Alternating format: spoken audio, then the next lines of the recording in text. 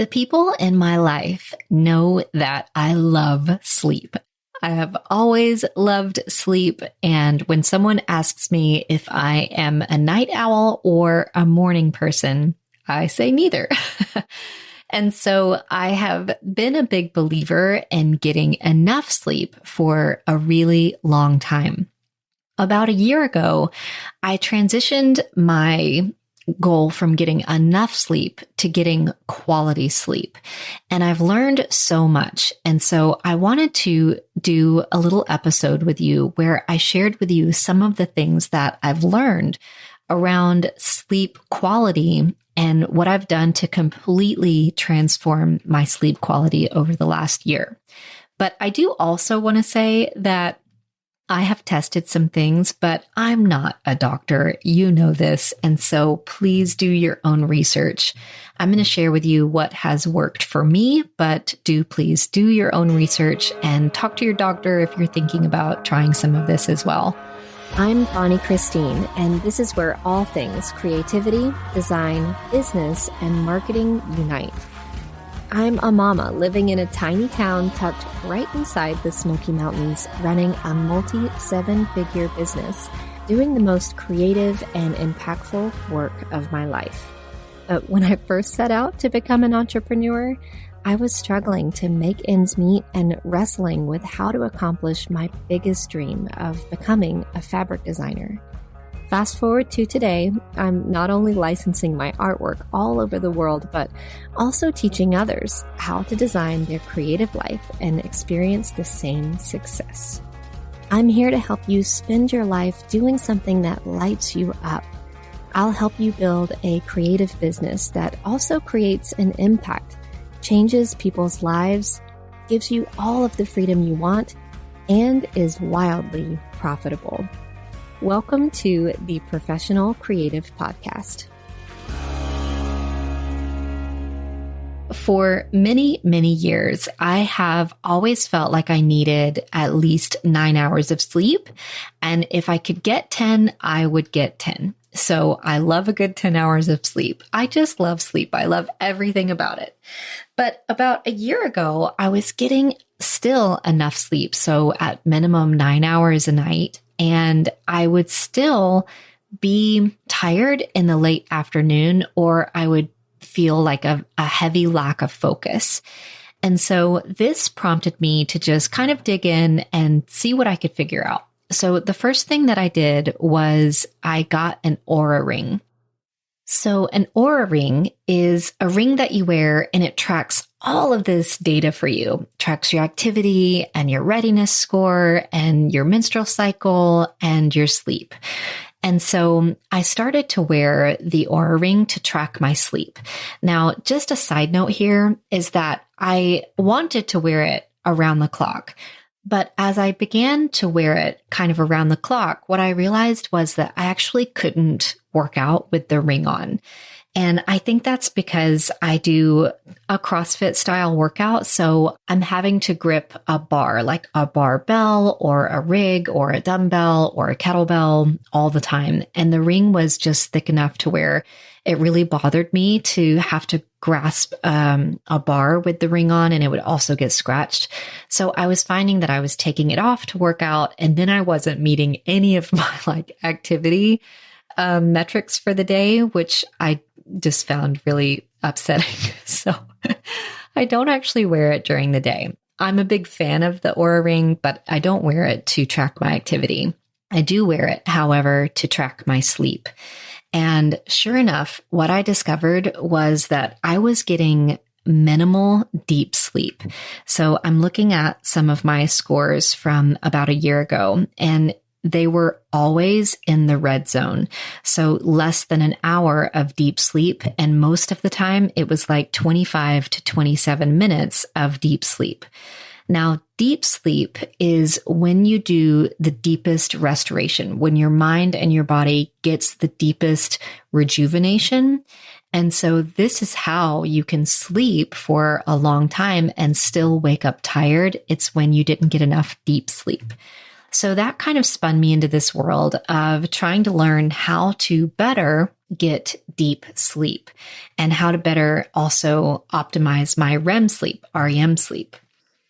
So I tried doing all of these things, and I'll share with you that for a long time, I would take a little bit of melatonin right before I would go to sleep.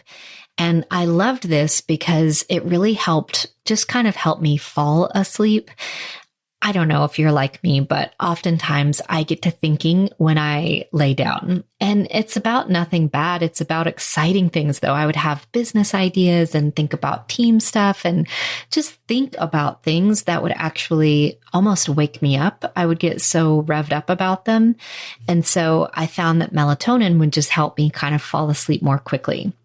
But what I learned is that the melatonin will actually kind of keep me out of that deep sleep. Now, this is just for me and it may not be for you. So again, just sharing my own experience.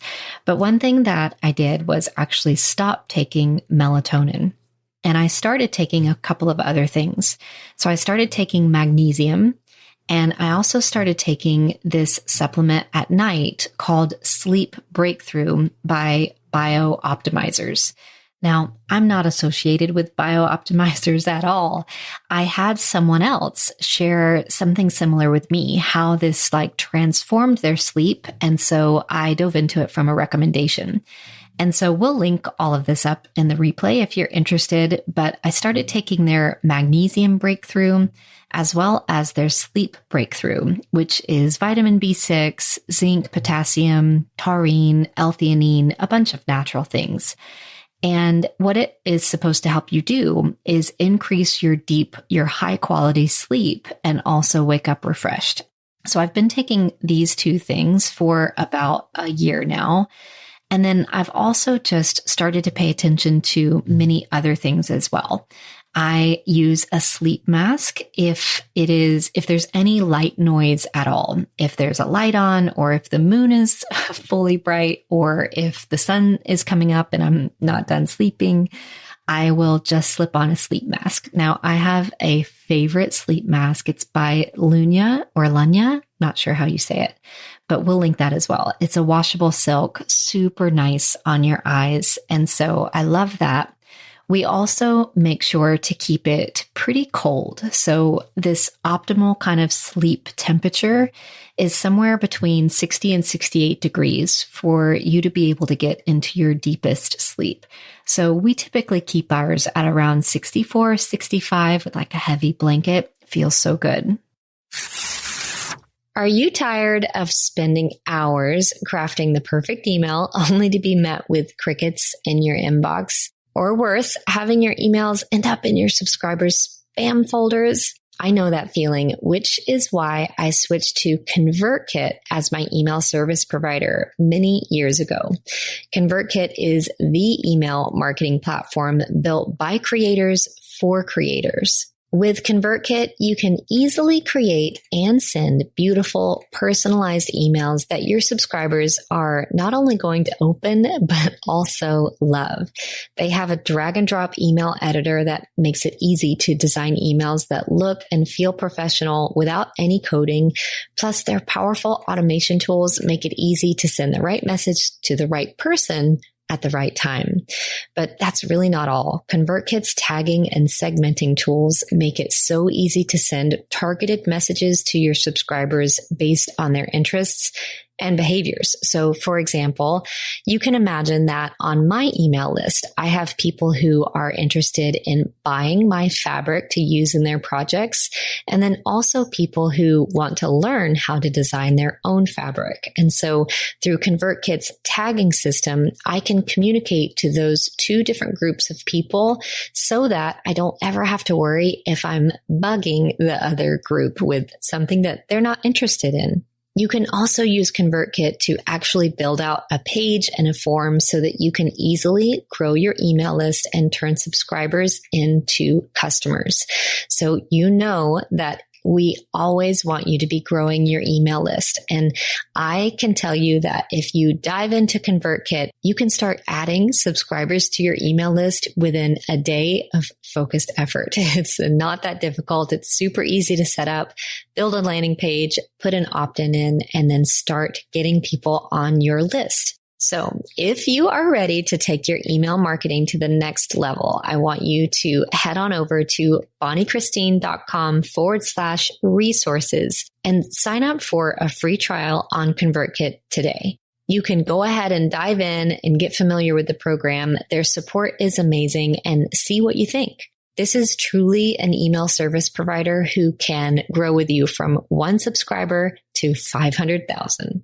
So again, head on over to bonniechristine.com/resources and check out ConvertKit today.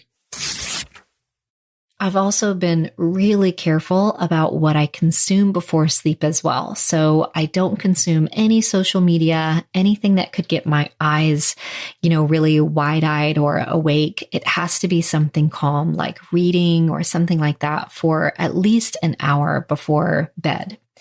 And so by doing all of this, let me tell you how everything has changed. So my deep sleep has gone up to oftentimes nearly 2 hours. Now you're aiming for between, let's say, 15 and 25% of your total sleep time to be deep sleep. So if you get 8 hours of sleep, 25% of that would be 2 hours. And so 2 hours of deep sleep is generally considered really, really good. And I'm getting close to 2 hours, somewhere between an hour and a half and 2 hours every night since I've just started to really pay attention to what helps me get into that high quality sleep.